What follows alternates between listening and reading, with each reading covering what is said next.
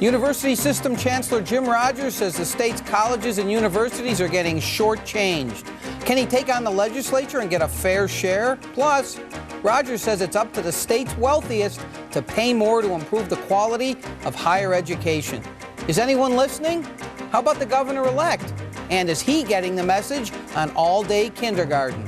We'll ask University System Chancellor Jim Rogers about that and much more. That's all next on Face to Face. Welcome to Face to Face. I'm John Ralston. Jim Rogers may have decided against a run for governor. That doesn't mean he's given up on running the state. Among the university chancellor's priorities, establishing a bond with the state's public school systems, including a big push for all-day kindergarten, and putting an end to his fledgling health science center's identity crisis. University Chancellor Jim Rogers joins us to talk about his State of the System address. Welcome back to the program. I'm always glad to be here, John. You know that. Let's talk about a whole range of things. We'll get to as many as possible. First of all, I thought that you've repeated a mantra that you essentially started when you took this job during the State of the System, which is that no state legislature ever built a great university. And so you issued this call again to the wealthy. And let me show you some of what you said. All, and I mean all, of the world's leading academic centers and systems, whether they are called private or public universities, have been built with private funds. Not state, not federal, not funds from any government, not even funds from giant corporations, and certainly not funds from student tuition. It is funds from the private sector that make an education system world class. What I thought was most interesting about that is not what a lot of other people have focused on, but not the giant corporations you're saying. Well, in other words, what you're saying, Mr. Rogers, is that it's not just the gaming companies. We need a broad base of community support, small businesses alike, to make this a great university. Isn't that right? Yeah, John, and you have to understand that when you're talking about public corporations, let's just take MGM or Boyd. They have a lot of money, there's no question about that. But if I'm a shareholder and I'm living in New York, and I find out that MGM is going to give UNLV $500 million, I'm going to raise all sorts of hell about that. They're giving away corporate assets, and by law, they're not allowed to do that. So as you go across this country, what you find is that the great universities have been built by private donations from individuals and wealthy families. Let me give you an example. Last week, my own USC got a $175 million check from George Lucas. Now, that wasn't from Universal or any of the other studios. That was from George Lucas personally. That's what you find going clear across this country. But there's a tremendous number of people, if I can just stop you here, and I think this is what you're getting at, who made a lot of money here. And let's talk about one industry, the development industry. People have made fantastic amounts of money, either by making smart investments, being in the right place at the right time when it comes to real estate. You're saying some of those people ought to start ponying up. Isn't that what you're saying? Let me give you an example. Okay. I won't tell you the person, but at noon today, I have lunch with a person, and I've talked with him, and he's made a lot of money in this town. Now we're talking about his wealth, not the company's wealth in which he owns stock. But because it is stock that is saleable, I could say to him, Harry, his name's not Harry, but Harry, you have the capacity to really do something. Now, this man's 40, 45 years old, and he has young children, but he's got a lot of money. And what I'm going to try to talk him into doing is saying, leave us a testamentary gift of $25 million. So for the health sciences system. Because all during this next 20, 25 years, we're going to need funding. And I've got 2 or 3 other people that I've gone to lunch or breakfast with, and I've said, let's start with testamentary gifts. For those of you who are very young and who have made a lot of money, you don't want to cut into your wealth right now. You may want to make more money. But I want to see what you can do when you and the last of you, between you and your wife, die. So that's what I'm after at the moment from young people. Now, if you're older, if you're an old guy like me, at 68, then I've kind of run out of making any more money. You know, how much more do you need? So what Beverly and I have done is plan what's going to happen with our money, and we've started to give it away now. Let me ask you real quickly. I mean, you had this incredibly ambitious, some said just crazy fantasy goal of $500 million in 7 years when you first got on. Is that any way possible, do you think? I think it is. I really do. Let me give you another couple of examples. The Piper family, which are the heirs of the Motorola people. I think they've given the University of Arizona Medical School in the last year or two $300 million over a couple of years. USC, again, in their medical school. I think the Keck Foundation and the Mann Foundation have ponied up with an awful lot of money. And strangely enough, it's been in the $200 to $300 million range lately. The money is out there. We have many, we don't have hundreds, but we have many billionaires in Southern Nevada. And for them to cut off $100 million and say, this isn't money we need tomorrow, but let's say that I was after a $250 million gift from somebody.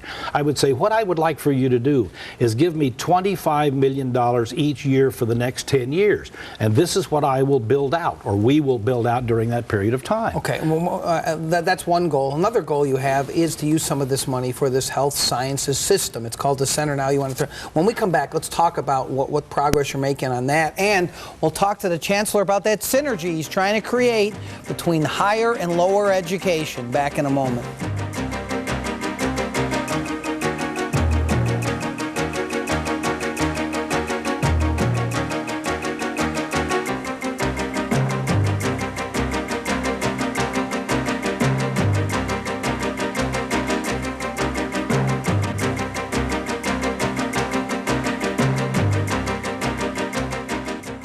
If you're a mover or shaker in Las Vegas, there's a newscast designed specifically for you. It's called News One, and you'll find it only on Las Vegas One.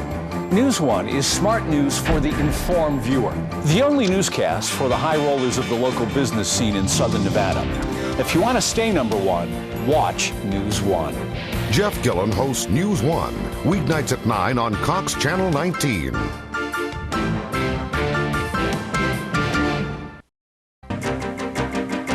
You're watching Face to Face with John Ralston. Welcome back to the program. Chancellor Jim Rogers, as always, has an ambitious agenda, and he talked a little bit about it in his State of the System address. We're talking about as much as we can today in the program. All right, this Health Sciences Center, yes. Now Health Sciences System. Let me show you some of what you had to say. Our budget for the upcoming biennium will request funding for the first phase of this Nevada Health Sciences System. The system can only be successful with this most essential project if all Nevadans assume their fair share of the cost. This is interesting because clearly this has been misunderstood. It was conflated maybe with the academic medical center that the city was talking about, right. And that Goodman was talking. You're talking about an integrated system, not just one building, that completely transforms what this university is known for. Talk exactly. about it. Well, let's start with this. Let's assume that we didn't get any money for anything. We still have all of the basic components for a system. We have a medical school at one school, a dental school. We have 7 of the 8 institutions that have nursing schools. And what has happened, or what has failed to happen all of these years, John, is that none of them have cooperated with anybody. The nursing school at UNLV never spoke to the nursing school at CCSN. That was a taboo. You might be giving up some territory. So what we have done is this. We have 200 programs in health sciences areas that we've gone through the curriculum and programs of all 8 institutions. And we have said this: we're not going to be duplicative. We don't need 7 of one project if one will do. We're going to go back and say, what should UNLV's nursing program be? How should it compare to the one at CCSN? Should they be duplications? Should we be educating PhDs in nursing at UNLV and educating nurses at CCSN? So we're going to coordinate that. Both presidents of UNR and UNLV have agreed to this. Now, they say that it's at gunpoint, and to some extent it is at gunpoint. Yeah, and you're holding the gun. And I'm holding the gun. Because you know what's happened in the past, and you mentioned the community college, but the real problem here has been north-south and what people down here see as the condescending nature of the folks at UNR with their medical school. We don't need you people down south. Are you going to bring a focus here to Southern Nevada on this project? I don't know whether focus is going to be it, but let me say this. I think that it will pretty much equalize what goes on in the entire state. The executive vice chancellor for the health science system will be here. The chief operating officer of the health science system will be here. Now, at the moment, the chancellor's here. The next chancellor may be in Reno. I don't know. You're asking for a lot of money for this. Let's talk about it. I mean, I am. And you were saying, you know what, the people of this state, this is a good thing for them. Some taxpayer money should go to this. You're asking for more than $100 million from what I understand. That's a lot of money, especially considering all the other needs in this state. Well, I understand that, but I view this project, the most important part of the project, as providing health care for Nevadans. The second part of the project is to develop the academics. So I don't view this as being a fight between academic money and health care money. I think that we in effect, pardon the expression, kill two birds with one stone. And that's what we're trying to do, is serve the public. And as you know, if you look at every list for medical care throughout the United States, when there are 50 possibilities, 50 states, we're always number 50. We have to do something about that, John. There's some kind of commitment you're asking for, too, I understand, that if you get this money from the state, you're going to promise 30% match from the private sector on this, That's what I'm going to do. That's what I'm going to try to do. Now, I will tell you that at the moment, I have not elicited and solicited those goals. And what I'm going to do is, I talked to Bill Raggio last week, and he said, now, Jim, you've asked for $200 million. You've said it's going to cost you $200 million to build these 3 or 4 buildings. The medical school has to be expanded at UNR. Remember, only 2 years of the medical school are in Reno now. The other 2 years are here. So whatever we expand there, we have to expand here. We're going to have to expand all of those things. And he said, if you want $200 million and the state comes up with a 140, can you raise the other 60? I said, I think I can, Bill. Now, maybe I can, John, and if I can't, then we're not going to do what they did at the Nevada State College, where they said they would raise all of this money, and then they didn't, and then they went back on their promises, in effect. What we're going to do here is I'll go back to Bill and say I've talked to all of the donors and I can't raise it, or I can raise part of it. And if you put up 70 cents, we'll get 30 out of the private sector. All right, when we come back, I want to move on, excuse me, to something else, and that is talking about your partnership with Walt Rolfus and all-day kindergarten. You wrote a letter to both candidates for governor. Now there's only one left. We're going to talk about what Jim Rogers wants Jim Gibbons to do, and has he changed his opinion on Jim Gibbons? That's his favorite topic, and we'll get to that later in the program.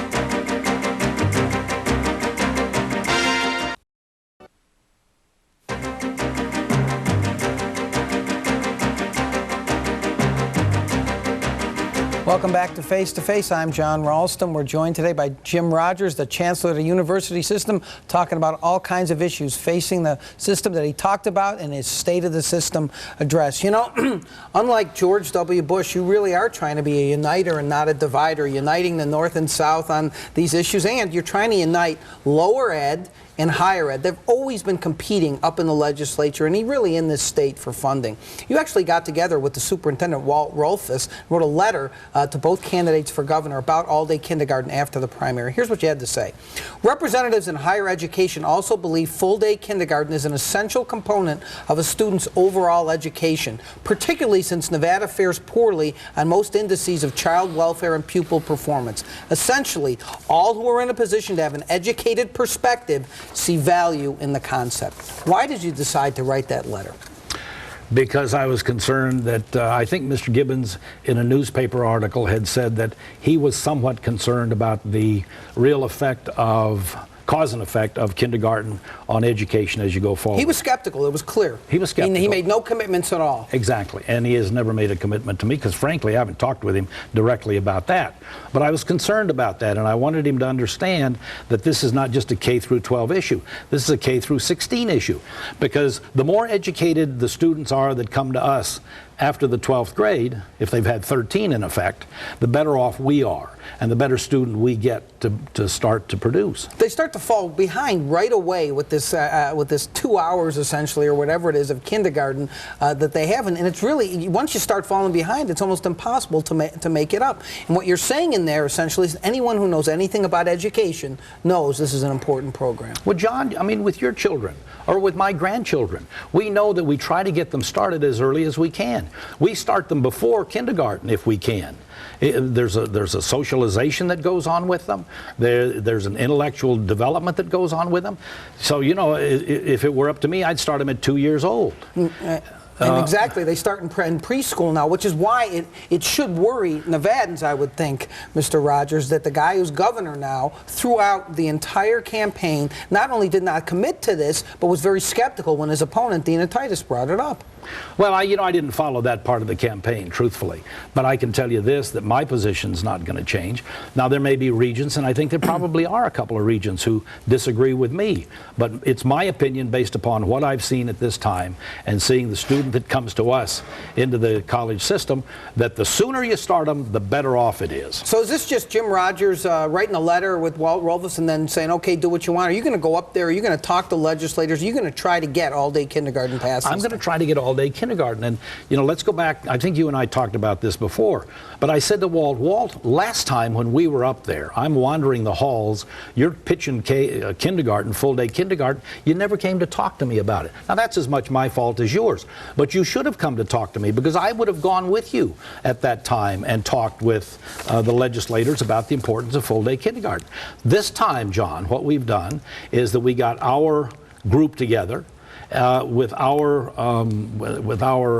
lobbyists and their lobbyists, and about a month ago we sat down and said, these are the things that we have in common, these are the things that we're going to support that you're doing, talking to Walt and his people, and those are the things we're going to take an active position on. Unfortunately, there's only a finite amount of money, and usually lower and higher ed compete for it. But you actually brought up something that's been a pet peeve of mine for years up in the legislature, and that's about how the state funds the system based on this formula that determines the average cost of education. And every year they crow about, we got 84% of the formula. Here's what you said. We simply cannot fund our colleges and universities a fraction of average and expect excellence. We cannot offer less than excellence and expect the best and brightest Nevadans to choose us for their education. When we lose those young people to out-of-state universities and colleges, we risk losing them forever as Nevadans. Too many leave and do not return. Therefore, I propose that we agree on a goal and a timetable for 100% funding of the formula. If people really want to know why education is screwed up in this state and how legislatures do this, they create a formula, they say this is what we need, and then they don't fund it. How insane is that? Well, I mean, you know, it seems very obvious to me. If you went to Cornell, if we had 85% of the funding of Cornell or Harvard or Princeton or Stanford, that would be one thing. But what they did in this formula gathering, development, they went out and they looked at schools that are like us, the New Mexicos, the Arizonas, the Idahos, and so forth, and said, what is the average cost of you funding a child or a student at your university? And let's say it's $7,000 a year. And that's the average cost at an average university. And then our legislature says, in effect, well, $7,000 is the average. We're not going to fund it at $7,000, 100% of that. We're going to fund it at 84%. So we're behind the 8 ball to begin with. That's just insane, and I hope you're going to actually have some success in that, at least get some timetable in place after this legislature. When we come back, let's talk about the other folks, not just the Gang of 63, as I like to call them, but the new governor. What does Jim Rogers think the new governor is going to do on education? Back in a moment.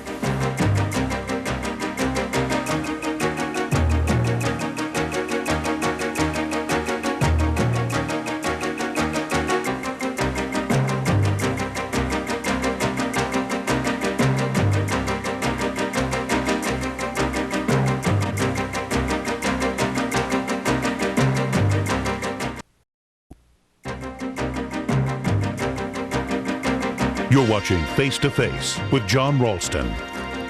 Welcome back to the program. Jim Rogers, the Chancellor of the University System, is joining us today on Face to Face. All right, everybody knows about your celebrated comments a while back about Jim Gibbons, and you went on News One. You said a lot of things about him and elsewhere, and one of the things you said was that he wasn't very bright, he didn't have the leadership skills. Let me show you what you said more recently to my colleague Jeff Gillen. I think it has. Of course, I think the important thing is whether Jim will deliver what he has said he will deliver. I mean, this is not you got to make Jim Rogers happy or you have to live up to Jim Rogers' standards. The question is, will the governor be supportive of education? And some of the background information I had about him was that in the past he had not been. Now, whatever changed his mind, if it's changed, doesn't really make any difference. The point is that as of this day, as of yesterday, in the conversation that I had with him, everything that I have asked him to support in education, or at least higher education, he's agreed to. Well, the question I should have said was, has your opinion changed? And that's why you said, I think it has. You know what I think's happened? You're the one who's changed. Suddenly, Jim Rogers speaking his mind has changed. You're suddenly a diplomat now that you're in this public position, now that Jim Gibbons is actually governor. I mean, come on. He took no positions on anything during this campaign, Mr. Rogers. So now we're supposed to take your word for it that in some private meetings with him, he's committed to everything you want him to do? Well, I have to tell you, John, that's true. I've had 4 or 5 meetings, and I don't know what his motive was. Maybe it was sucking up, perhaps? Well, maybe did you ever consider that? To cool me down. Yeah, exactly. Or whatever, but that's really not very relevant. The point is this. He's come to me on 4 or 5 occasions. He's come to my office and talked to me about, Jim, what do you think we should be doing? And this is what I've told him. I met him one day at the airport in Reno and said, Jim, let me tell you about the health science system. And I spent about 15 minutes explaining it to him. And there again, it was based primarily on providing health care to Nevadans. But we had to do that through the coordination of all 8 institutions in the university system, higher education system. And he said, I'm with you. Now, the comment that I think that Jeff got out of me the other night and what we were talking about, I had talked with Gibbons the day before. And there had been an article in the paper that of the $140 million that we had thought we were going to get from the governor and from the legislature, that they thought they had about 110 of that. And I had not talked with Raggio or Gwynn about that particular figure. That's how much Gwynn put in the budget that he submitted for Jim Gibbons' approval or not. Exactly. And it was a politically very astute move on Kenny Gwynn, because what he's done to the governor, the new governor, is he has said, this is what I think should be done. If you don't want to do it that way, you're going to have to unravel it. As opposed to what generally happens, and that is that there's no budget left at all and the new governor has a free hand. What has he specifically said that he's going to commit to you? He told me on the phone that, he said, Jim, the $110 million that was the subject of this week's amount, I'm going to protect you on that 100%. You have my word that I will not change that at all. Wow. So he was that strong about it. It was that strong. And I said, I'm listening to you very carefully, and I want you to know that there's a recording in my head about that $110 million. So, John, based upon what's happened in the past, where we really haven't gotten any construction money for the health sciences system, what we've gotten is $25 to $30 million a year for operating the medical school. This is a great big step forward for us. If indeed he holds to this commitment that is now in the recording device inside your head. But the bottom line is you really haven't changed your opinion. You're just being more of a diplomat now. That's the one thing that the Jim Rogers has learned in becoming chancellor. You got to be more politically correct. It's shocking to see in a way here, Mr. Rogers. Isn't that the truth? Well, I think that's somewhat true. But at the same time, John, you know, my values are my values, and I'm not going to give those up. But I don't have to in this instance.